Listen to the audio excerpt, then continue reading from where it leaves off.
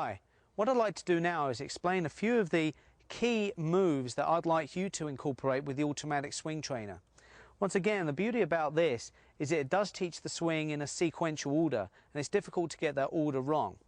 So anyway, starting off, certainly with the grip form here, okay, we need to really hold the handle out in front of us at a 45-degree angle.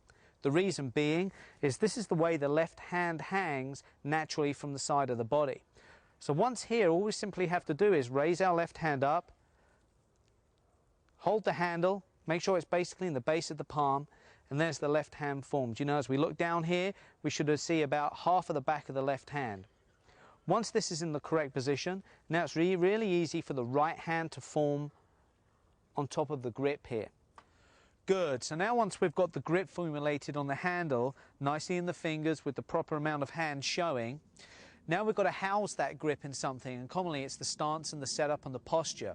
So just from this angle initially, what I like to see is the stance built where it has like an image like the Eiffel Tower, so it's kind of like wide at the base of the cone, and then at the top it gets narrow up to the head. So as you take your stance here, just ensure one little checkpoint, that as you look down at your feet, your hip joints are directly in the middle of each toe, okay? Sorry, the middle of each foot here. So we take our stance, you draw a line down from the hip into that foot, that one, and then we've got about the right stance for your build. So there you are, you've got your stance and you're nicely balanced. And now the first thing that we're going to start to learn to do with the automatic swing trainer is start to sequence your golf swing. So you'll notice that as I start to move the club back here, that my body, my navel is actually pretty quiet. So I get into a position where I've just moved the handle back and it's still relatively square to my turn here. As I move from this position, the weighted club now swings up and starts to hinge. So from here, navel nice and quiet, move the handle away first of all, that's great. Okay, now we're going to get the hinge, which the automatic swing trainer helps you to do because of the weight. And here's the vital part. Now you're into this position, you can just wind your body up to the top to complete it. Let's do it again.